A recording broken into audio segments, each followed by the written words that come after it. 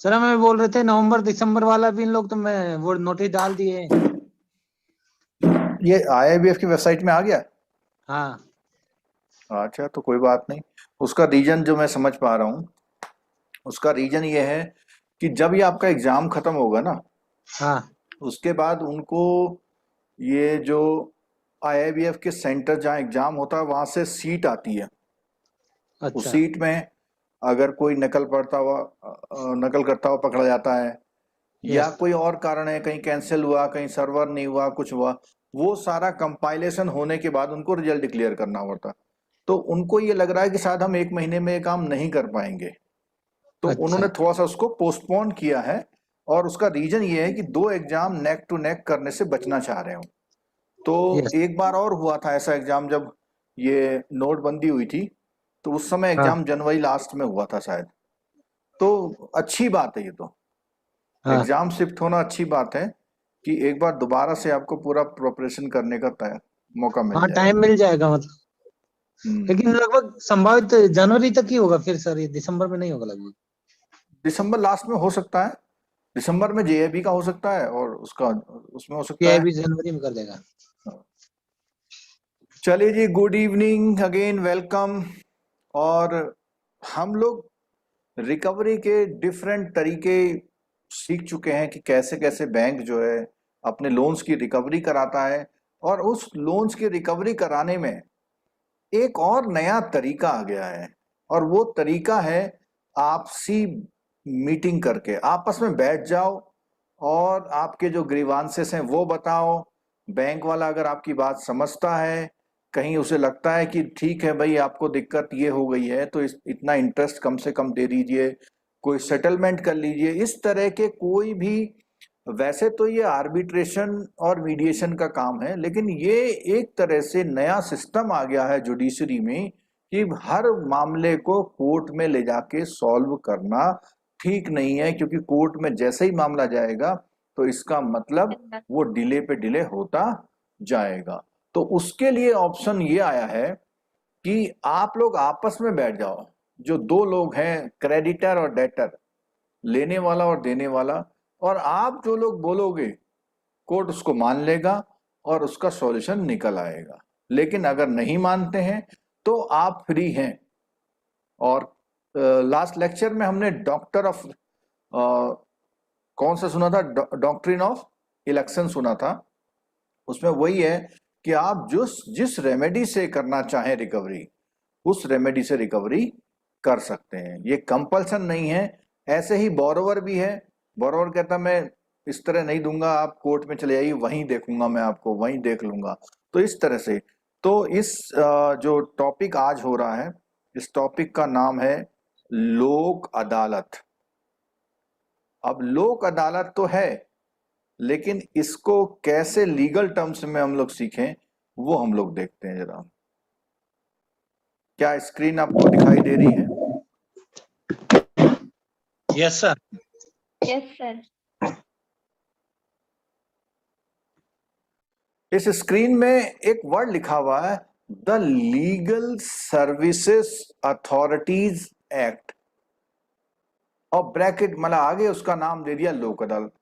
तो 1987 में legal services act के दौरान ये लोक अदालत का हुआ, और ये कई देशों में चल रही है। और इसका सीधा सीधा आप उदाहरण देख सकते हैं, जब गांव में कोई डिस्प्यूट होता है तो गांव के डिस्प्यूट कोर्ट तक आने से पहले आपसी समझ से सुलझा लिए जाते हैं। ठीक है, चलो एक ने माफी मांग ली, एक ने माफ कर दिया, बात खत्म हो गई।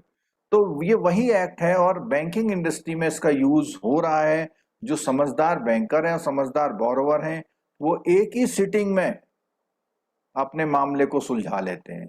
ठीक है, तो ये हम पढ़ेंगे the legal services authorities act 1987, जिसको कॉमनली हम लोग लोक अदालत के नाम से जानते हैं। अब कॉमन चीज तो मैंने आपको बता दी, लेकिन इसका जो लीगल एस्पेक्ट है उसके लिए हमें थ्योरेटिकल एस्पेक्ट कवर करेंगे। और आज आपको ये एक्ट के जो भी थ्योरेटिकल पॉइंट्स हैं वो बिल्कुल क्लियर हो जाएंगे। ठीक है, शुरू करते हैं। सबसे पहली बात तो ये है कि लोक अदालत, अब लोक अदालत क्या है? लोक अदालत बेसिकली क्या है? कोर्ट में या कहीं पे या कैंप लगा के डीएम ऑफिस में कहीं पर भी जो डिस्प्यूट वाले लोग होते हैं उनको बुलाया जाता है। तो उसको बुलाया जाने का मतलब लोक अदालत ऑर्गेनाइज्ड, और इस एक्ट के अंडर ऑर्गेनाइज होती है for compromise settlement of dispute between party. अब मेरा सिंपल सा क्वेश्चन ये है कि लोक अदालत में कौन कौन से मामले निपटाए जा सकते हैं? छोटा सा एक आंसर पूछा है मैंने, कुछ उदाहरण देके आपको आंसर करना है।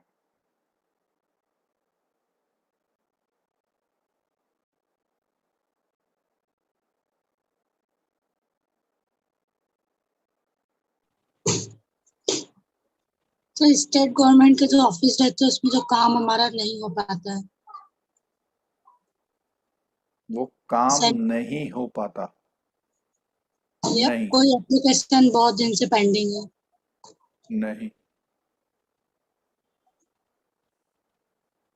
बेसिकली एक पहला पॉइंट, किसी की कोई शिकायत चल रही है पहले से, उस शिकायत को कोर्ट को छोड़ते हुए एक नया लेवल पे सेटलमेंट करना, ठीक है। और इसमें आमतौर पर बैंक की रिकवरी, टेलीफोन वालों की रिकवरी, बिजली विभाग वालों की रिकवरी, नेगोशिएबल इंस्ट्रूमेंट के मामले, ठीक है, इस तरह के मामले सुलझाए जाते हैं। लेकिन इसमें कोई भी ऐसे मामले नहीं सुलझाए जाते जिसमें जो है इम्प्रिजनमेंट होती है। मतलब आप ऐसे कह सकते हैं जैसे मर्डर का केस, वो यहां नहीं सुलझेगा, ठीक है। यानी जो कंपाउंडेबल आपने ऑफेंस किए हुए हैं उनका यहां कुछ वो नहीं होता। मतलब कोई आदमी कहे कि हम मर्डर कर दें और वहां साबित हो जाए इसने मर्डर किया है, तो आपसे जज पूछे जी इनको माफ कर दें ना, वो तो मर्डर अगर साबित हो जाएगा तो उसकी सजा जो लिखी हुई है वो कोर्ट से मिलेगी। ऐसे मामले यहां पर नहीं। आपसी वैसे विवाद वाले जिसको हम बोलते हैं, एक होता दीवानी, एक होता फौजदारी, यानी एक सिविल और एक होता क्रिमिनल। तो सिविल वाले मामले यहां पर निपटाए जाते हैं। तो बैंक, हमने बोल दिया बैंक की रिकवरी, इसलिए इस एक्ट को हम लोग पढ़ते हैं। और लोक अदालत की जो ये ऑर्गेनाइजेशन ऑर्गेनाइज की जाती है आमतौर पर फोर्थ सैटरडे, सेकेंड सैटरडे, या कभी स्पेशल संडे को, या कभी सेंट्रल गवर्नमेंट की तरफ से आता है कि भाई लोक अदालत लगवा लो। तो कोर्टों पे बर्डन कम करने के लिए इस तरह के ये मामले निपटाने के लिए किया जाता है। तो क्या बात आता है पे, द फंक्शनिंग ऑफ लोक अदालत, देयर ज्यूरिसडिक्शन। अब ज्यूरिसडिक्शन मैंने कई एक्ट में बता दिया। ज्यूरिसडिक्शन का मतलब होता है फाइनेंशियल ज्यूरिसडिक्शन या आपका ज्योग्राफिकल ज्यूरिसडिक्शन,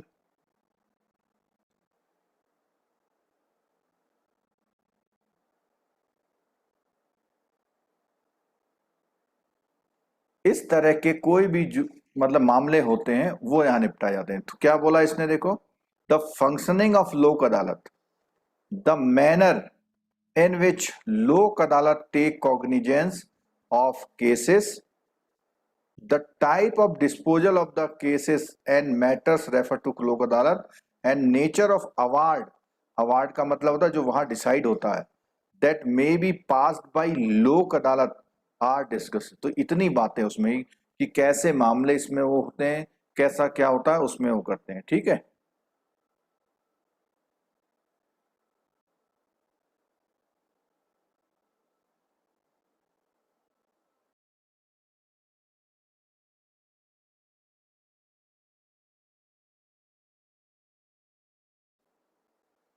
चलो आगे बढ़ते हैं। ऑर्गेनाइजेशन ऑफ लोक अदालत। अब देखो ऑर्गेनाइजेशन ऑफ लोक अदालत में कुछ खास बातें हैं। किसका मन करेगा लोक अदालत करने, तो यहां पर देखो Lok Adalat are organise by state authority. जैसे मैंने थोड़ी देर पहले बोला था कि सेंट्रल गवर्नमेंट या डिस्ट्रिक्ट अथॉरिटी या supreme court legal services committee और high court legal services committee और तालुक लीगल, तालुक से मतलब होता है जो जो उसको बोलते हैं सब ट्रायल कोर्ट बोलते हैं, सबसे पहले वाले तहसील स्तर पर जो कोर्ट होती हैं। एट सच इंटरवल, अब कुछ भी वो समय समय अंतराल पे, एंड प्लेसेस कहीं कहीं पर, for exercising jurisdiction for such area it things fit. मतलब ये सब लोग कौन कौन लोग, स्टेट की, डिस्ट्रिक्ट की, सुप्रीम कोर्ट की लीगल सर्विसेज सेल और आपका हाई कोर्ट की legal services committee, taluk legal service committee, तो ये सब लोग मिलकर के ऐसा जब भी चाहें कर सकते हैं। अब ज्यूरिसडिक्शन क्या होता है, देखो अगर हम बात करें फाइनेंशियल मैटर की तो बोलता है shall have jurisdiction to determine and arrive at compromise और सेटल। ये ध्यान रखना, ये दो वर्ड ध्यान रखिएगा, कॉम्प्रोमाइज और settlement between the party to a dispute. The dispute should be either pending case before any court, यानी कोई ऐसा केस जो कोर्ट में पहले से पेंडिंग है, और a matter which is falling with in the jurisdiction but not pending है, यानी ऐसा मामला पैदा हो गया है कि अब ये कोर्ट में जाएगा। आपका एनपीए अकाउंट हो गया है तो बैंक कोर्ट में जा सकता है, तो जाने से पहले भी वो यहां पर आ सकते हैं। The offences which are compoundable, अब देखो मैंने बोल था ना ये वर्ड है ना, which are compoundable under any law can not brought with in the purview of the Lok Adalat, जिसमें कोई माफी नहीं होती है। द मॉनेटरी सीलिंग, अब अगर कोई भी सिविल डिस्प्यूट यहां पर आएगा तो उसकी जो लिमिट है सिविल डिस्प्यूट की वो कितनी है, 20 लाख तक। क्या बोला, 20 लाख के ही मामले यहां सेटल किए जा सकते हैं, उससे ज्यादा है तो आप लोक अदालत का यूज नहीं कर सकते। ठीक है। कॉग्निजेंस, अब कॉग्निजेंस क्या होता है, कॉग्निजेंस का हिंदी मतलब होता है स्वतः संज्ञान लेना। जैसे कई बार आपने देखा होगा कहीं पे नरसंहार हो जाता है, कहीं पे मॉब लिंचिंग हो जाती है, कहीं पे रेप के केस हो जाते हैं, कहीं पर कोरोना का गवर्नमेंट फेल हो रही है, तो सुप्रीम कोर्ट खुद ही सरकार को बोलता है जरा ये मामला क्या, जरा आओ सामने बताओ। तो कॉग्निजेंस क्या, कौन कौन से कॉग्निजेंस केसेस का कॉग्निजेंस कर सकते हैं, तो इसमें बोला हुआ है ऐसे केसेस जिसमें पार्टियां एग्री करें, बिना पार्टी के तो होगा नहीं। Dispute where one of the party make an application to the court, एक ने एप्लीकेशन डाली and the court is satisfied, there are chances settlement, in case the court shall give an opportunity to other party before deciding. तो क्या करेगा कि भैया एक ने एप्लीकेशन डाली, वो दूसरे को बुलाएगा, और अगर वो आ गया और सेटलमेंट हो गया तो अच्छी बात है, नहीं तो कोई बात नहीं, कंपल्सन नहीं है। लेकिन कई बार दोनों पार्टियां पहुंच जाती हैं पे तो अच्छी बात है। The dispute in which the opinion of court it is appropriate to be taken cognizance by Lok Adalat, कि वो कोई ऐसा डिस्प्यूट जो कोर्ट की ओपिनियन में एप्रोप्रिएट लगता है कि हमें से यहां लाना चाहिए, वो भी हो सकता है। Where the respect of potential dispute the authority और committee organise Lok Adalat on receipt of an application from any one of the parties is of the opinion of the matter needs to be determined by the. तो अब कई बार क्या है कि एक अगर वो कर रहा है एप्लीकेशन, उसकी एप्लीकेशन में अगर लगता है पोटेंशियल है, कर लेना चाहिए तो करते हैं, may refer such matter to the Lok Adalat for, तो ऐसे मामले भी जो है कोई लोग वो लोक अदालत को रेफर कर सकते हैं। अब बहुत बढ़िया बात आ गई कि भैया लोक अदालत में हमने ये तो पता लग गया कि कोर्टों में केस जाता है तो बहुत ही डिले हो जाती है, तो कैसे इस मामले को देखा जाए, तो बोलते हैं disposal of cases bye Lok अदालत। द लोक अदालत shall arrive at a compromise or settlement between parties, they shall act with utmost expedition to arrive a compromise, यानी जितना जल्दी हो सके उतनी जल्दी। लेकिन लॉ के कुछ वर्ड हैं, कोई भी decision principle of justice, equity, fair play and other legal principal, मतलब वो कानूनी सिद्धांतों पर ही वो डिसीजन वो कंप्रोमाइज कराना चाहेगी। where no compromise settlement could be arrived at between parties, the record of the case shall be returned to the court.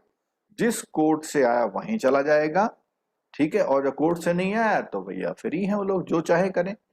Court shall proceed with the matter stage it has, और वो जिस स्तर पर पहले पहुंचा था वहां से आगे बात करेगी, ठीक है. इन respect of dispute which were not before the court, अब कुछ ऐसे भी डिस्प्यूट हैं जो कोर्ट के सामने नहीं लाए जा सकते. क्या क्या है? And in the absence of compromise settlement between the party can also seek remedy in the court. तो बोला कि कई सारे जो डिस्प्यूट हैं which were not before the court, कई सारे ऐसे होते हैं भाई कोर्ट के सामने ही नहीं है, तो उन कंडीशन में क्या है, वो आप कोर्ट में आप जा सकते हो. मैंने पहले ही बता दिया, ठीक है. अब बात आती है नेचर ऑफ द अवार्ड लोक अदालत. और इससे पहले हमने बहुत सारी बात तो पढ़ ली, लेकिन हम ये नहीं जान पाए कि भैया अगर लोक अदालत का कोई डिसीजन आ जाएगा तो हम लोअर कोर्ट जाएंगे, हाई कोर्ट जाएंगे, या सेशन कोर्ट जाएंगे, या सुप्रीम कोर्ट. इसका आंसर दीजिए.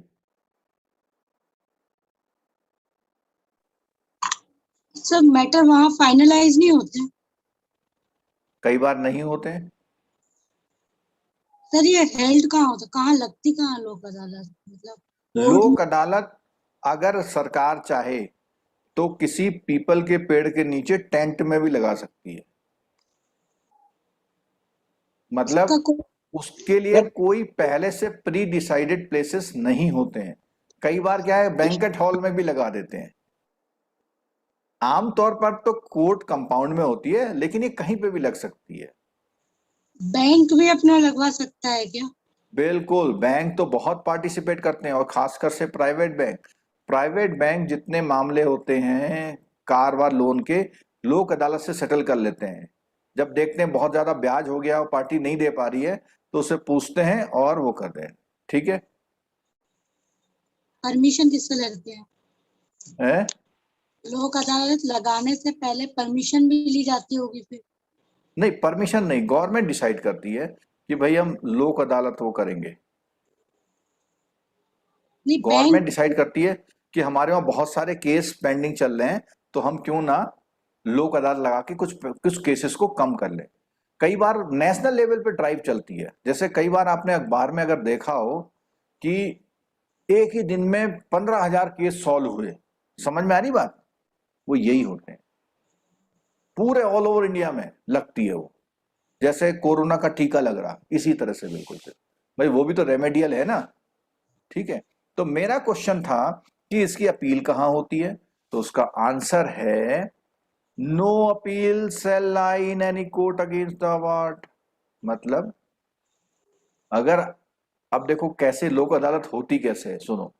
यहां पर एक बड़ा सा टेबल रखा रहता है जो कि जज के बैठने की जगह मान लो, और इस हॉल में बहुत सारे ऐसे गोल पतले लंबे टेबल होते हैं. अब पार्टी नंबर 1, एक डिस्प्यूट, एक पार्टी यहां बैठती है, एक पार्टी यहां बैठती है, दोनों आपस में बात करते हैं. डिस्प्यूट नंबर 2, एक जगह पार्टी यहां बैठी है, एक जगह पार्टियां आपस में बात करती. जो कहता है साहब हम कंप्रोमाइज हो गया, और जो कंप्रोमाइज होता है उस कागज में लिख दिया जाता है कि ये बोरोवर जो है इसको 3 इंस्टॉलमेंट में करने के लिए एग्री है. उस कंडीशन में उस शाम को जज साहब आते हैं और जितने कंप्रोमाइज होते हैं उनमें अपना मोहर ठप्पा लगा के दे देते हैं. इस बात का प्रूफ होता है कि जज ने उसे प्रूफ वो कर दिया, भाई ये तो मिल के कर रहे हैं. और अगर आपने एक बार लोक अदालत में कोई कॉम्प्रोमाइज कर लिया, फिर आप अपील नहीं कर सकते, आपको वो बात माननी पड़ेगी. और अगर नहीं मानते हो तो दूसरी पार्टी कोर्ट में जाएगी, तो कोर्ट में आप स्टे नहीं ले पाओगे, वो कोर्ट चलेगा, फिर उसका केस चलेगा उसका. सर सामने वाला ने ठीक है. 3 इंस्टॉलमेंट बोला और उसने एक इंस्टॉलमेंट पटा के बाद में नहीं पटा रहा है तो फिर वो कोर्ट चला जाएगा, दूसरा वाला कौन? जिसको पैसा लेना है. बैंक जा सकता है ना ऐसे में? हाँ हाँ, वो तो अभी तो खाली एक ही मिला है ना बैंक को, हाँ, उतना तो मिल ही गया. नहीं तो वो बोलेगा मेरे को नहीं मंजूर नहीं है ये समझौता. नहीं है मंजूर है तो बैंक उसका कोर्ट जाएगा. अच्छा, ठीक है. अब देखो यहाँ पे the award of Lok Adalat shall be deem to be a decree. अब डिक्री क्या होता है? डिक्री का मतलब होता है जिसके अगेंस्ट में अब आप कोर्ट नहीं जा सकते। Final judgment, no appeal. यानी जैसे मैंने कल वाले लेक्चर में बताया था कि जब हम कोई रिकवरी सर्टिफिकेट वो कराते हैं तो कोर्ट कहता है ठीक है भैया, इनकी घर की कुर्की कर दो। अब उसके पास समय होता है वो हाई कोर्ट चला जाए, सुप्रीम कोर्ट चला जाए। अगर वो हाई कोर्ट जाने और सुप्रीम कोर्ट जाने का समय चला जाए तब वो दोबारा अप्लाई करता है कि साहब वो देखो अब तो लौट के आने रहा, अब आप डिक्री कर दो। और डिक्री जब हो जाती है तो उसके अगेंस्ट अपील नहीं होती। ठीक है। in case of compromise settlement arrived by local अदालत, the court fees paid in case shall be refunded in the manner provided under। अब देखो क्या, अगर आपने बोलता है अगर आप सेटलमेंट में आ जाते हैं बाई लोक अदालत से तो जो आपने अपने केस में कोर्ट फीस पेमेंट करी थी, मान लिया आपने 36,000 रुपए कोर्ट फीस पेमेंट करी थी जब आपने केस लगाया था, तो वो केस में जो कोर्ट फीस दी थी वो काहे के लिए दी थी आपने? कि मेरा केस चलेगा, रोजाना तारीख लगेंगी, जज साहब बैठेंगे, फोटो स्टेट होगी, एफिडेविट लगे, सब होगा।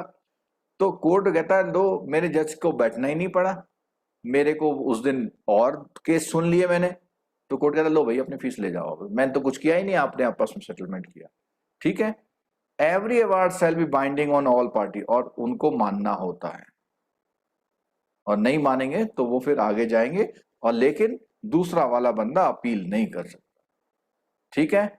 तो लोक अदालत एक रिकवरी के लिए बहुत ही अच्छा एक तरीका है। अगर आप ब्रांच मैनेजर वगैरह कुछ हैं तो आप ऐसे केसेस में जब शहर में आपके लोक अदालत लगती है तो आपको उसमें पार्टिसिपेट करना चाहिए। ठीक है। कोई क्वेश्चन आपके मन में? तो इसमें अवार्ड वर्ड का मतलब पार्टीज है। अवार्ड का मतलब है जो मैंने बोला, जब वो जज साहब उसमें ठप्पा लगा देंगे,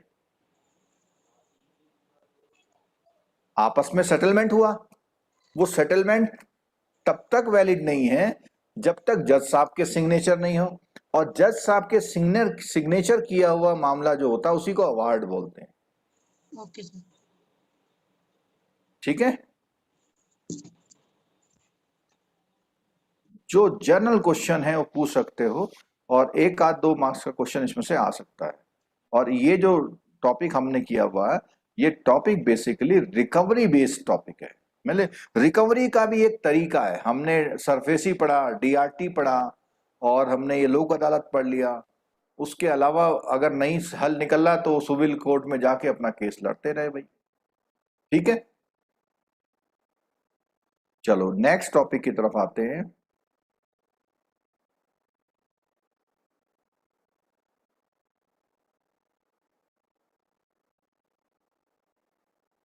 चलिए नेक्स्ट टॉपिक है लॉ ऑफ लिमिटेशन। निखिल घूम जी ने पूछा sir what is the qualification of Lok अदालत जज? कोई क्वालिफिकेशन नहीं है। जो जब वो बैठते हैं, क्या बोलते हैं, अथॉरिटी बैठती है कि लोक अदालत लगानी है तो किसी भी जज को वो दे सकती है, क्योंकि जज ने तो कुछ करना ही नहीं है उसमें।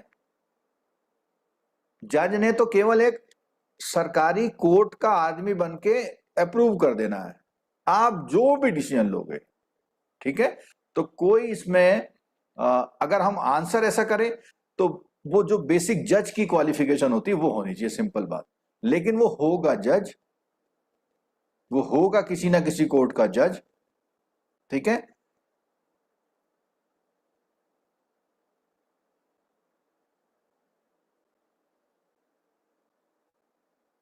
हाँ, नीरज सैनी जी ने पूछा है बैंक के आरओ और जेडो में भी लगा सकते हैं क्या?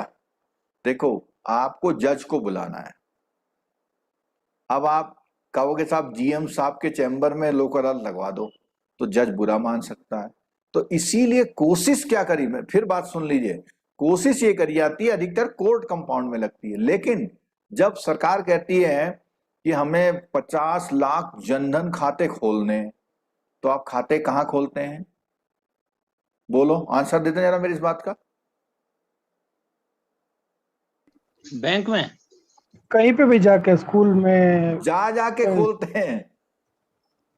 सड़क में कोई रिक्शे वाला उसी का अंगूठा लगवा के नाम पता पूछ के खाता खोल दिया। तो वही चीज इसका है। अब सरकार कह दे हमें 15,000 केस कल डिसाइड करने हैं, तो युद्ध स्तर पे काम होगा। कहीं पर भी कैंप है, डीएम ऑफिस है, बैंक का रीजनल ऑफिस, जोन ऑफिस, कुछ भी हो सकता है। ठीक है,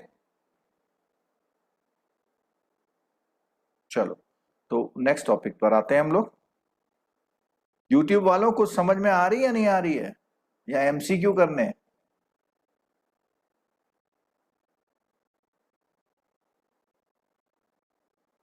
चलो नेक्स्ट आया बहुत इंटरेस्टिंग और इंपॉर्टेंट टॉपिक। जेआईबी वालों 2 मार्क्स का क्वेश्चन ना आए तो बता देना मुझे।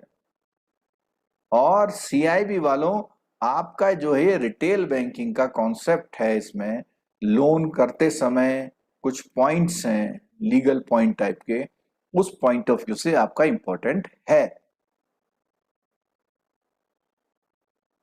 और जो 930 वाली क्लास होगी उसमें कंज्यूमर प्रोटेक्शन एक्ट होगा, तो वो पूरा करेंगे। उसमें से भी 2-3 मार्क्स के क्वेश्चन है, और सीआईबी वाले रिटेल में टॉपिक है। ठीक है, तो देखते हैं। Law of limitation, law of limitation.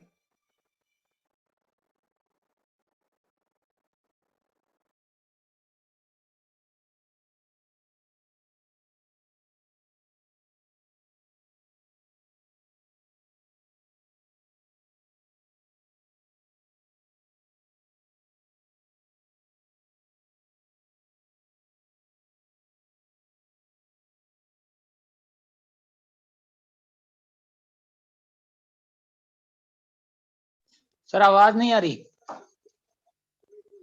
Hello, आवाज नहीं आ रही सर। हाँ, तो हम बात कर रहे थे कि law of limitation. Law of limitation का मतलब है कि कोई भी मामला कोर्ट में कब जा सकता है, कितने ड्यूरेशन के अंदर। अब इसमें एक पॉइंट होता है cause of action. Cause of action, जो कॉज ऑफ एक्शन जब होता है, कॉज होता है, उसके कितने टाइम तक आप कोर्ट के पास जाके कह सकते हो कि साहब हमारा मामला निपटा दो। ठीक है, या अपील, अपील भी आती है इसमें, या डिक्री। ये सारी चीजें हम कोर्ट में कब तक जा सकते हैं उसके लिए होता है। ठीक है, चलो बात करते हैं। तो लिमिटेशन की बात है तो लिमिटेशन एक्ट है हमारा 1963 का।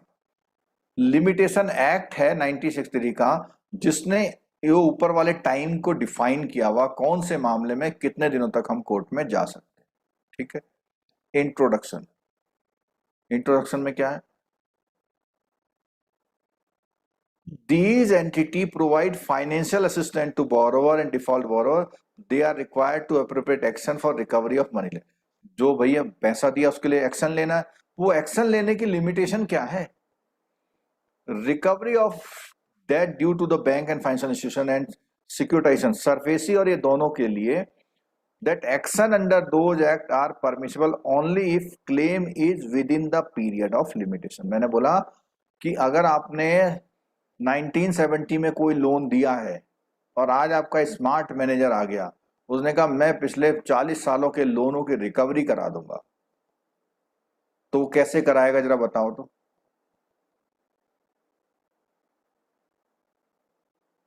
क्या वो रिकवरी करा सकता है स्मार्ट मैनेजर? जी डॉक्यूमेंट की लिमिटेशन खत्म हो गया, वहां कैसे हो गया? हमने तो बोला ही नहीं खत्म हो गया। भाई टाइम पीरियड भी तो रहता है। नहीं, हमने बोला कि एक 1979 में लोन दिया हुआ था, आज आपका स्मार्ट मैनेजर आ गया, वो लोन रिकवरी करा सकता है, कोर्ट में जा सकता है, नहीं जा सकता है। ये सारे एस्पेक्ट आज हम पढ़ने वाले हैं। और इसमें थोड़ा सा बेसिक बता दूं मैं। देखो, जो लोन डॉक्यूमेंट होते हैं उसको बोलते हैं लाइव डॉक्यूमेंट, लाइव डॉक्यूमेंट। और लाइव डॉक्यूमेंट जब मर जाते हैं उसको क्या बोलते हैं बताओ तो यार?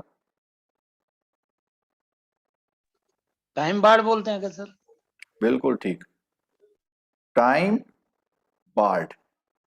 मरे हुए डॉक्यूमेंट को टाइम बार्ड बोलते हैं। और डॉक्यूमेंट को हम रिवाइव कर सकते हैं। अगर वो मैनेजर आके उस डॉक्यूमेंट को रिवाइव कर दे तो कोर्ट जा सकता है। चाहे वो डॉक्यूमेंट कैसे हो, लाइव हो, चाहे वो डॉक्यूमेंट कैसे हो,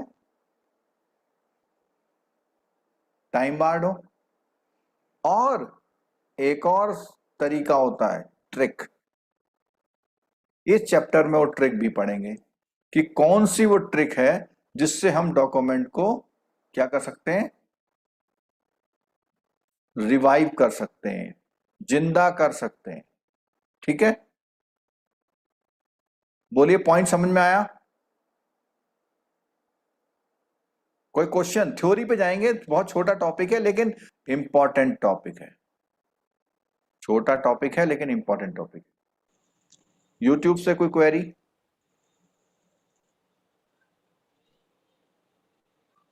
सुशील धुर्वे जी, स्क्रीन ना दिखने का रीजन ये है कि आपका जो यूट्यूब में जो पिक्सल सेटिंग है, पी सेटिंग कर दीजिए। चलो आगे बढ़ते हैं। सर जब लोन एनपी रहता है तब रिकवरी का ऑप्शन रहता है, लेकिन जब वो ओका में चला जाता है, मतलब उसको हाँ, दूसरा लोन, वो लोन बंद करके बैंक नया एक अकाउंट खोल देती है ना, उस कंडीशन में रिकवरी कैसे होगी? बिल्कुल। देखो, जब उसका भी तक तो होता है सर, बैंक उसका भी आपको लोक अदालत नो में ड्यूज होता है। ना दे दे, बैंक जब तक नो ड्यूज ना दे दे तब तक रिकवरी कर सकता है। औका में डालने का मतलब क्या होता है पता है? जिंदी किताबों से हटा करके मरी किताबों में डाल दिया, यानी उसका पब्लिकेशन बैलेंस शीट में नहीं होता है, फिर हम्म, उसने राइट ऑफ कर दिया। लेकिन वो अपने दिमाग में रखता है, अगर 50 साल बाद भी कोई आएगा, बैंक रिकवरी करना चाहेगा और कर सकता होगा रूल के अकॉर्डिंग, तो करेगा। औका के अकाउंट का मतलब ये नहीं है कि अब हम रिकवरी नहीं करेंगे। एडवांस अंडर कलेक्शन अकाउंट औका का मतलब। ठीक है, चलो अब देखते हैं कि कब कब क्या कर सकता है। बड़ा इंटरेस्टिंग टॉपिक है, दो तीन बातें इसमें बहुत अच्छी दी हुई हैं। सबसे पहला बात है पीरियड ऑफ लिमिटेशन। तो पीरियड ऑफ लिमिटेशन जो होती है वो होती है डॉक्यूमेंट से काउंट होती है, पहला point. To document which entitles the beneficiary to take action. तो वो जो डॉक्यूमेंट उसके पास है उनसे तय होगा। जैसे मैंने बोला document. Period of limitation means period of limitation prescribe for any shoot और अपील और application by schedule and prescribe period. तो यहां पर एप्लीकेशन भी है इसमें। तीन चीजें होगी, क्या? सूट यानी कोर्ट में जाना, किसी डिसीजन के अगेंस्ट में अपील में जाना, या सिंपल किसी भी जगह सिंपल एक एप्लीकेशन देना, भैया इसने ये काम कर दिया, इसका ये ऐसा होना है। ठीक है। और and prescribe period means period of limitation computed in according to the provision of prescribe period. उस इस एक्ट में अलग अलग कामों के लिए अलग अलग दिन महीने साल, दिन महीने साल प्रेस्क्राइब किए हुए। ठीक है। Suit does not include an appeal और एप्लीकेशन। अब क्या है, सूट एक अलग चीज है, अपील और एप्लीकेशन अलग चीज है। अब यहां पे बात आ गई कैसे हम लोग इसको काउंट करते हैं। वो दिन, वो कौन सा डे है जब से हमारी काउंटिंग शुरू होगी, वो कौन सा डे है जब से हमारी काउंटिंग शुरू होगी। देख सुनिएगा, सबसे पहले सेक्शन 3 में ऐसा बोला गया, उसने बोला हुआ सूट, अपील और एप्लीकेशन। ठीक है। Although limitation has not been set up as a defence. तो उसने कहा है कि कई सारे मामले ऐसे होते हैं जिसमें लिमिटेशन का जिक्र ही नहीं होता है, लेकिन वो भी जो है उनका भी मामला यहाँ पे हल होता है। ए सूट इज इंस्टीट्यूटेड, इंस्टीट्यूट का मतलब होता है आपने एप्लीकेशन डाली, कोर्ट में केस डाला और कोर्ट ने एक्सेप्ट कर दिया और उस पर कार्रवाई चालू हो गई। ठीक है, कई बार टर्न डाउन भी हो जाता है, टर्न डाउन होने का मतलब इंस्टीट्यूट नहीं हुआ। When the plaint is presented proper officer in court, in case of the set off or counter claim, they shall be treated as a separate suit, shall be deemed to have been instituted। अब देखो counter claim क्या होता है। मान लिया एक case चल रहा था, पहले आपको ध्यान आया कि नहीं इससे हमें कुछ और लेना है, मतलब एक आदमी लेने वाला एक आदमी देने वाला, देने वाले को ध्यान आया 2 साल बाद, अरे इसने तो मेरे 2 लाख रुपए देने, तो वो एक अलग से केस डाल सकता है उस पर, काउंटर क्लेम बोलते हैं, सेट ऑफ। ठीक है, अब देखो क्या है इसमें, in the case of set off on the same date as the suit in which the set off is pleaded, यानी सेट ऑफ की जो दिन होता है, जिस दिन वो करते हैं, प्लीड करते हैं, उस दिन से काउंट होता है। और काउंटर क्लेम में on the date on which the counter claim is made in the court, जिस दिन आप कोर्ट में जाके बोलते हैं कि भैया इसने मेरे इतने रुपए देने हैं, उसके बाद से वो समय शुरू होगा। और अगर आपने कोर्ट को बोल दिया कि मुझे से 2 लाख रुपए लेने हैं और उसके 6 साल तक भूल गए, तो भूल जाओ, उसका टाइम है, आमतौर पर 3 ईयर अभी बात करते हैं। अब एक पॉइंट ये बहुत बड़ा आया कि भैया ये जो पीरियड कैसे काउंट होता है, तो उसने बोला when the period of limitation expire on day when court is closed। कई बार होता है ना कि भैया आज आखिरी तारीख थी और कोर्ट बंद निकला, the suit appeal application may be preferred on the day when the court is। कई बार होता है ना 2 महीने के लिए कोर्ट बंद है, जब खुलेगा तब आ जाओ, मान लिया जाएगा। दूसरा, इसमें बहुत अच्छे अच्छे पॉइंट हैं। आजकल कोरोना हो गया था, कई लोगों को पता लगा जी साहब कि 2 साल पूरे हो गए और 1 दिन रह गया था, कोर्ट जाना था, और उसको कोरोना हो गया। अब वो कोरोना हुए हुए चले आता कोर्ट में खांसते हुए, साहब मुझे कोरोना हो रखा, मेरी आज लास्ट डेट है, तो कोर्ट जज भी कहता है अरे पहले से ठीक करा के आ भाई। ठीक है, तो ऐसे मामले जहां जेन्युइन बात है वहां पे टाइम एक्सटेंड हो सकता है, लेकिन आपका लास्ट टाइम के इमीडिएट बात आप उस परेशानी में होने चाहिए। तो बोला एनी अपील और any application other than execution petition may be admitted after the prescribed period if applicant or applicant make out sufficient cause for not preferring an appeal or application। मतलब वो उस समय के अंदर में इसलिए कोरोना होने की वजह से नहीं कर पाया था, तो समय दिया जाएगा उसको आगे। या कई लोग विदेश गए होते हैं, कई लोग किसी प्रोजेक्ट पे काम कर रहे होते हैं, कई लोगों का एक्सीडेंट हो गया होता है, कई लोगों का जो मतलब मस्तिष्क में प्रॉब्लम आ गई होती, भूल गए होते हैं, तो ये सब चीजें कंसीडरेबल होती हैं। In computing the period of limitation the day from which such period be record shall be excluded. अब देखो क्या बोला, जब से आपको वो दिन वो करना है तो एक दिन उसमें से हटा दो। The day from which such period is to be record, वो वाला दिन हटा दो, अगले दिन से शुरू करो। The computation of the period limitation for filing appeal shall exclude the day when judgment, जिस दिन जजमेंट हुआ वो दिन छोड़ दो आप, उसके बाद से गिनो। या जजमेंट के बाद भी आपको कॉपी लेने में कुछ समय लग गया, भाई कॉपी क्या, उसने कहा कि कॉपी 3 दिन बाद मिलेगी, तो जिस दिन कॉपी मिलेगी उस दिन से। सेंटेंस और ऑर्डर अपील्ड, तो यहाँ पे सेंटेंस का मतलब होता है एक डिसीजन लेना। ठीक है, time required for obtaining A copy of order of shell be excluded while, और जब जितना समय आपको कॉपी लेने में लगेगा वो प्लस मिल जाएगा। जैसे किसी अवार्ड में आपको अपील जाने के लिए 30 दिन का समय है, 30 दिन में आप अगले कोर्ट में जा सकते हैं, लेकिन 5 दिन में कॉपी मिली तो आपको 35 डे का टाइम मिल जाएगा। अगला देखो, for an application for execution decree. अब डिक्री का एग्जीक्यूशन, मैंने पीछे भी जिक्र किया था एक दो लेक्चर में, जो फाइनल ऑर्डर होता, अब कोर्ट ने तो कह दिया भैया कब्जा लो, आप कब्जा नहीं पा रहे, तो आपको पुलिस में शिकायत करनी पड़ती है, और फिर भी आप सोए रह गए, तो उसमें क्या है, the period during which the institution और एग्जीक्यूशन हैज बीन स्टेड, और अब कई बार क्या होता है, आपको डिक्री मिली और या कुछ मिला, उसमें उसने स्टे ले रखा है, तो स्टे पीरियड भी हटा लो, जिस दिन स्टे उठ जाएगा उसके बाद से आप दिन गिन लेना, the day which order was issued और made, the day which it was withdrawn, जिस दिन कोर्ट ने कहा नहीं भाई इसका स्टे हटाओ, इससे रिकवरी कर लो, उसके बाद से आपको एक्टिव हो जाना है।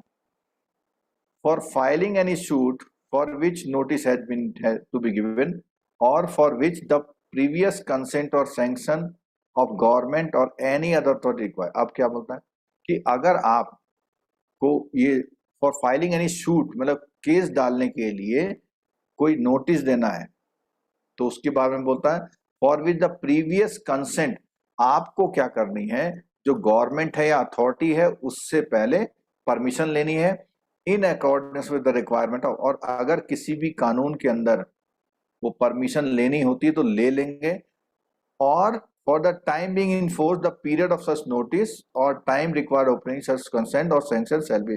तो अब जैसे मान लिया कि आप एक बिजली विभाग में जेई हैं, बिजली का बिल ड्यू हो गया और आपको उसके खिलाफ कोर्ट जाने में पहले अपने एग्जीक्यूटिव इंजीनियर से परमिशन लेनी पड़ती, आपने चिट्ठी लिख दी उसको, उसने 3 महीने परमिशन दी, तो 3 महीने परमिशन जब आई उसके बाद से समय गिना जाएगा, ठीक है। In computing the period of limitation for any suit the time during which defendant has been absent from India, मैंने पहले ही बताया था वो कहीं गया हुआ बाहर और कहीं टेरिटरी से बाहर है जो सेंट्रल गवर्नमेंट कंट्रोल नहीं करती, ऐसे टाइम को भी एक्सक्लूड कर दिया जाता है, ठीक है। अब ये सबसे इंपॉर्टेंट पॉइंट है, आपका केस क्वेश्चन आएगा कि आउट ऑफ दीज कौन से वाले में कोई भी लिमिटेशन फ्रेश हो जाता है, यानी लिमिटेशन पीरियड आपका दोबारा से शुरू हो जाता है। मैंने बोला था स्मार्ट मैनेजर आ गया, वो वाले केस हैं यहाँ पे, ठीक है। अब ब्रीफ में पहले बता देता हूं मैं, ब्रीफ में क्या है, जैसे आप स्मार्ट मैनेजर है, 10 साल पुराना कोई लोन अकाउंट है, टाइम बार्ड हो रखा है, उससे 100 रुपए जमा करा लो डिपॉजिट। कौन सा डिपॉजिट, चाहे वो चेक से हो चाहे वो कैश हो, कैश होगा तो उसके साइन होने जरूरी है, चेक से होगा तो उसका अकाउंट होना जरूरी है, एक बात। दूसरा, बैलेंस कंफर्म करवा लो। बैलेंस कंफर्मेशन कितने रुपए के स्टैंप पे होता है,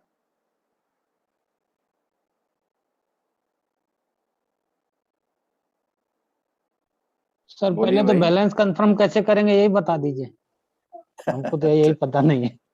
अच्छा, ऐसा होता है जो डेबिट लोन होते हैं, मतलब लोन के डेबिट बैलेंस होते हैं, ये रूल है कि आप बोरोवर से समय समय पर, खासकर से सीसी करंट अकाउंट वाले से, एक फॉर्मेट होता है उसमें लिखता है कि मैं so and so certified that today date इतना इतना माय डेबिट बैलेंस इज इतना इतना प्लस इंटरेस्ट, और वो कागजों में रख लो।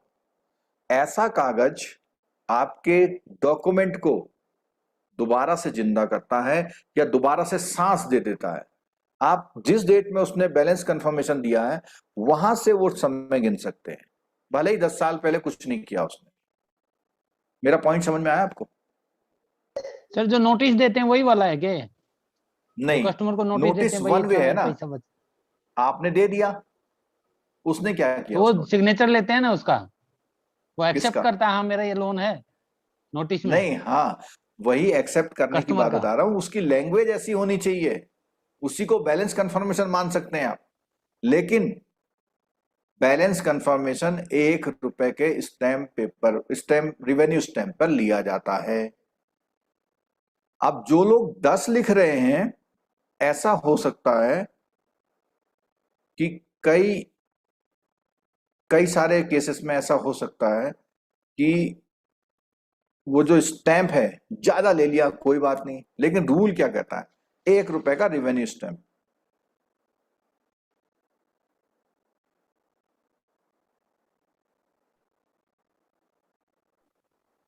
अश्वनी कुमार जी बोले बैलेंस कंफर्मेशन का जो डॉक्यूमेंट लेते हैं उसमें स्टैंप ड्यूटी तो नहीं लेते हैं।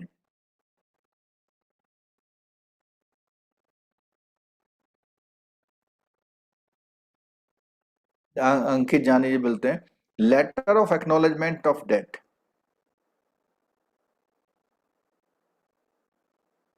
अंकित सिंह जी बोलते हैं पेड क्लास करके हो जाएगा। क्लास चाहे पेड करो चाहे लाइव वाली करो, लेकिन पूरी कर लो, ठीक है। प्रेजेंट बैलेंस कंफर्मेशन की डेट लास्ट लिमिटेशन पीरियड खत्म होने के बाद भी हो सकती है, बिल्कुल हो सकती है। ये जो 1 रुपी का मैं टिकट बता रहा हूं, देखो मेरी जानकारी ये कहती है बैलेंस कंफर्मेशन 1 रुपए के रिवेन्यू स्टैंप पर लेते हैं तो उसकी लीगल वैलिडिटी होती है, ठीक है।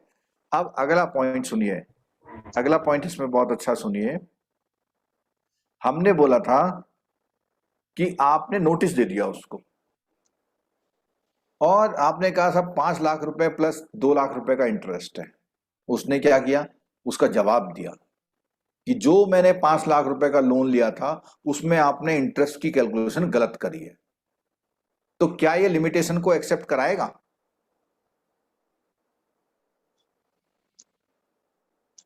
यस सर, कराएगा। कराएगा। उसी ने खुद ही एक्सेप्ट कर लिया, उसके बाद से वो समय पीरियड शुरू होता है, ठीक है। तो अब देखते हैं ये जो मैंने बताया है आपको क्या क्या चीजें हैं उसमें।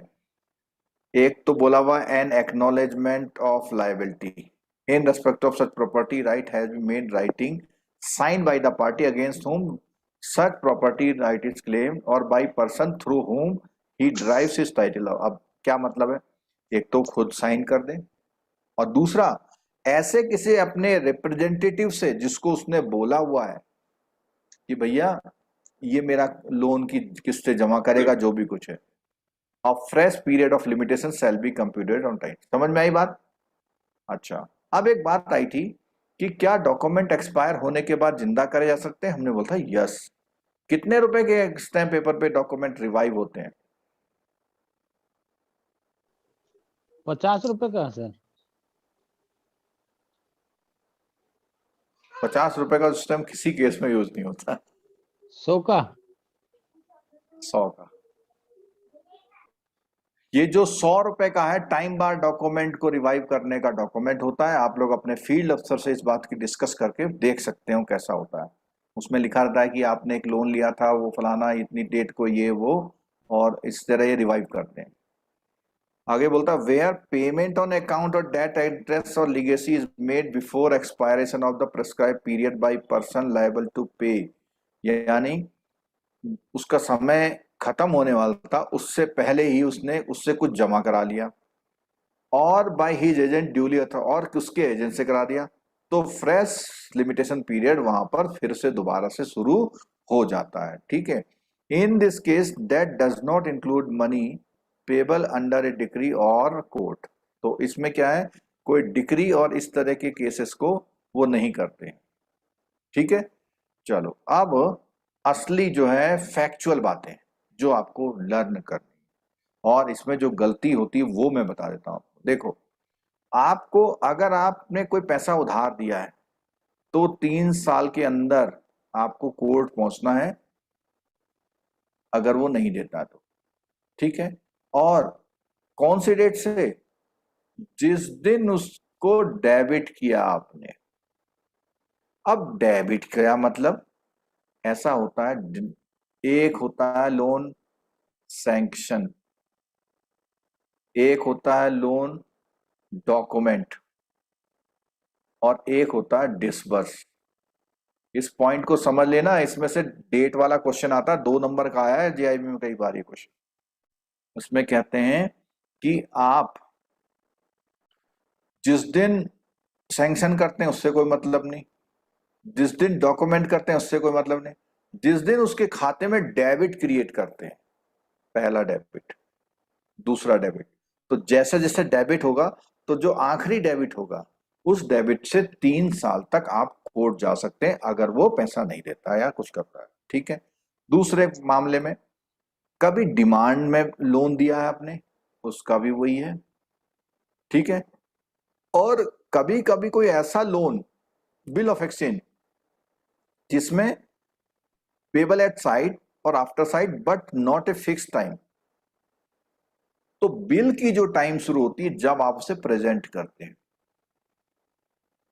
जिस दिन आप प्रेजेंट करते हैं उस प्रेजेंटेशन से 3 साल के अंदर आपको उससे वसूल लेना है या कोर्ट चले जाना है या अपने बिल ऑफ एक्सचेंज को एक्सटेंड करा लेना है। और अगर bill of exchange promissory note payable eight fix time after site और, यहां पे तो फिक्स टाइम नहीं है, यहां पर फिक्स टाइम है। तो फिक्स टाइम वाले में जैसे मान लिया उसने 60 डे का लिखा हुआ है, तो 60 डे का जैसे ही टाइम पूरा होगा तो आपकी काउंटिंग शुरू हो जाएगी। यहां पर प्रेजेंटेशन में है साइट वाले पे। ठीक है, क्लियर हो गया बात। अगला, कोई भी प्रोमिसरी नोट और बॉन्ड पेबल बाय इंस्टॉलमेंट। यहां इस बात को ध्यान रखना, ये वाला पॉइंट है, ये 3 ईयर वाला, उसमें क्या है, जो जैसे मान लिया आपको इंस्टॉलमेंट पेमेंट, आपने 50,000 रुपए कहीं इन्वेस्ट कर दिया, उसने काम 6,000 पर मंथ देते रहेंगे, 6,000 पर मंथ देते रहेंगे। यहां तक तो उसने पेमेंट दिया, यहां से पेमेंट आना बंद हो गया। तो जो पेमेंट नहीं मिला आपको, प्लस 36 प्लस 36 प्लस 36 प्लस 36, मतलब अगर आपने सपोज कीजिए 4 साल से इंस्टॉलमेंट नहीं मिली, तो आप कितनी इंस्टॉलमेंट के कोर्ट जा सकते हैं? आंसर दीजिए।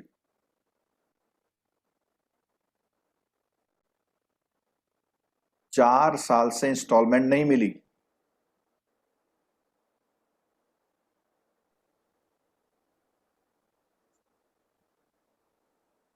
किसी की 4 साल की इंस्टॉलमेंट पेबल है, तो आप कोर्ट कितनी की इंस्टॉलमेंट के लिए जा सकते हैं? 48 इंस्टॉलमेंट नॉट पेड, तो आप सिर्फ 36 के लिए जा सकते हैं, क्योंकि 36 से पहले वाली वो 3 साल से ऊपर चली गई। और सेम यही केस रेंट वाले केस में होता है। जब आपको रेंट लेना है तो कोई रेंट 3 साल से पुराना है तो कोर्ट उसके बारे में कुछ नहीं सुनेगा, जितना 3 साल के अंदर है उसी को सुन सकता है। ठीक है। कॉन्ट्रैक्ट की बात आती है, कोई कॉन्ट्रैक्ट किया हुआ है, उसके बारे में लड़ाई झगड़ा हो गया, तो कब जा सकते हैं? उसमें है जो परफॉर्मेंस की फिक्स डेट थी, और अगर कोई भी फिक्स डेट नहीं है तो जब भी उसने नोटिस किया भैया ये परफॉर्मेंस गड़बड़ हो रही है, उसके 3 साल तक। ठीक है। नेक्स्ट, यहां पर 2 क्वेश्चन बहुत इंपॉर्टेंट हैं, और ये हैं 12 ईयर और 30 ईयर वाले। 12 ईयर और 30 ईयर वाले क्या बात बोलते हैं? जब भी मॉर्गेज, इक्विटेबल मॉर्गेज वाले या इमूवेबल प्रॉपर्टी के मॉर्गेज वाले केस हैं, उनके लिए समय बढ़ा दिया गया है, क्योंकि आमतौर पर ये लंबे लोन होते हैं, उनके लिए टाइम रखा हुआ है 12 ईयर। लेकिन अगर कोई डिस्प्यूट है तो वो 30 ईयर तक जिंदा रह सकता है। पैसा लेने वाला मामला तो 12 साल तक, लेकिन 2 भाइयों में डिस्प्यूट था, तो वो तो भाई भाई करके चले गए या बुढ़े हो गए, अब उनके बच्चे बड़े हुए, उन्होंने अच्छा मेरी जमीन दबा रखी है, तो उस मामले में 30 साल का समय तक मान लेते हैं। इसीलिए आपके हाउसिंग लोन में 30 साल की चेन ली जाती है, चेन टाइटल। ये बात समझ में आई पॉइंट?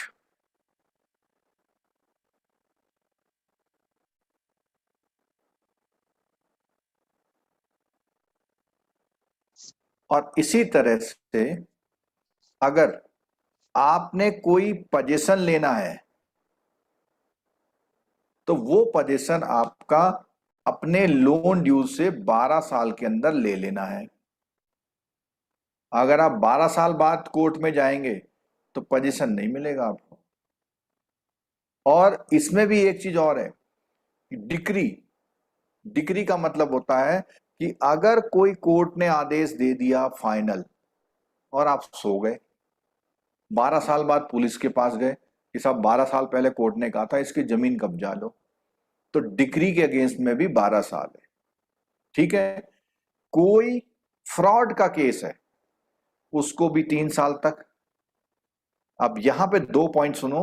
हाई कोर्ट, देखो कोर्ट क्या होते हैं, लोअर कोर्ट, हाई कोर्ट और सुप्रीम कोर्ट। लोअर कोर्ट से हाई कोर्ट जाने के लिए आपको लिखा ना, appeal to file high court against judgment lower, यहां पे आपको 90 दिन मिले हैं। और हाई कोर्ट से सुप्रीम कोर्ट जाने के लिए 30 दिन मिले हुए हैं। उसका रीजन क्या है, हाई कोर्ट में जब कोई केस डाला जाता है तो उसमें बहुत सारी चीजें आ जाती हैं। जब आप हाई कोर्ट से सुप्रीम कोर्ट जाते हैं तो 1-2 पॉइंट बढ़ते हैं बस, तो वहां पे समय कम है और यहां ज्यादा है। ठीक है, और कोई ऐसा केस जो इस एक्ट में कहीं नहीं लिखा हुआ है उसके लिए 30 साल तक जा सकते। ठीक है, बात समझे।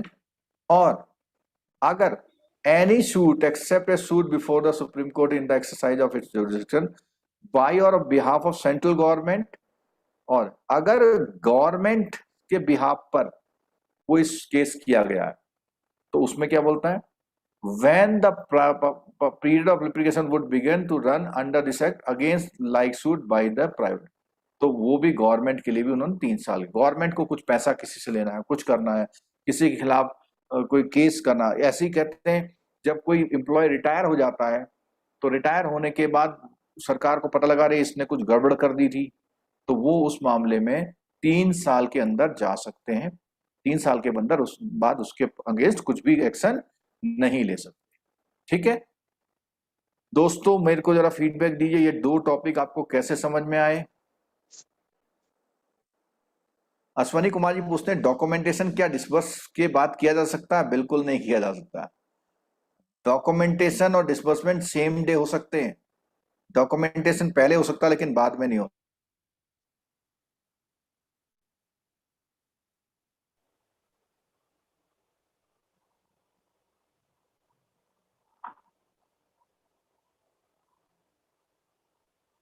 हेलो,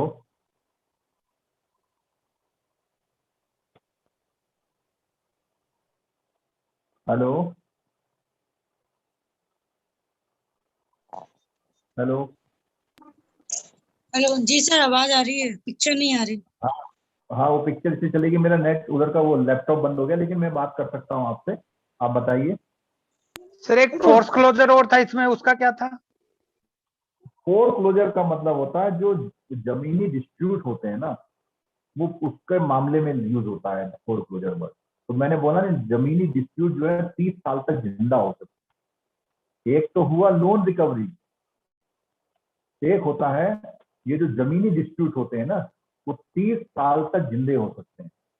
यानी आपको, आपके भाई ने कोई जमीन कब्जा ली और आप भाई से आप लड़ना चाहते हैं तो 30 साल तक कोर्ट जा सकते हैं, या आपके पड़ोसी ने कब्जा ली। तो ऐसे मामलों में इसीलिए आपको पता होगा कि बैंक कितने साल की चेन टाइटल मांगता है।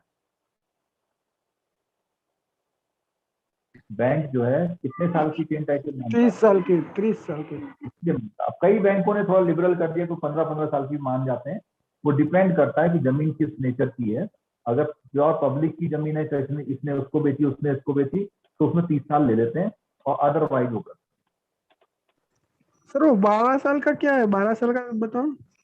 12 साल का डिक्री वाला मतलब कोर्ट से अगर आपको कोई डिक्री मिली हुई है, कोर्ट से कोई डिक्री मिली हुई है, और उस डिक्री में कोर्ट से कोई डिक्री मिली हुई है, कोर्ट ने कोई फाइनल आदेश दे रखा है, और फाइनल आदेश के अगेंस्ट आप समय से कोर्ट में नहीं गए, तो 12 साल तक उस आदेश को पालन करवाना होता है। मैं इसको ऐसे बताता हूँ, मान लिया कोर्ट ने कहा कि भैया ठीक है, तुम्हारा ड्यू है, तुम इसका मकान बेच के ले लो, मान लिया।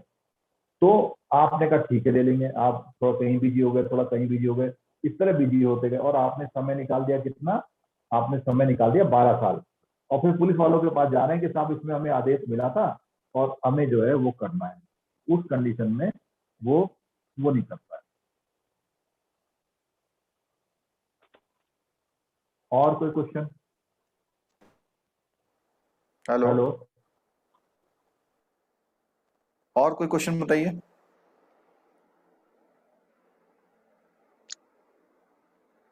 चलो, तो ये टॉपिक है, इसके एमसीक्यू कर लेना। दुनिया भर के चैनल में एमसीक्यू करा रहे हैं। अगर इसमें कोई क्वेश्चन आता है, कोई क्वेश्चन नहीं समझ में आता तो आप स्क्रीनशॉट लेके आप हमसे पूछ सकते हैं, ठीक है। लेकिन इतना पढ़ने के बाद कम से कम 3-4 नंबर जेआईबी वालों के होने चाहिए। और अगली क्लास में 9:30 पे मिलेंगे, सब लोग आ जाइएगा। Thank you so much. YouTube वालों को भी थैंक यू। ये बोलते हैं 30 year from which date? 30 year जब आपको नोटिस में आया, जब आपको नोटिस में आया कि भाई इसने मेरी जमीन कब्जा रखी है और आप सो रहे हैं, ठीक है। चलिए, थैंक यू। अगली क्लास के लिए सेटिंग करते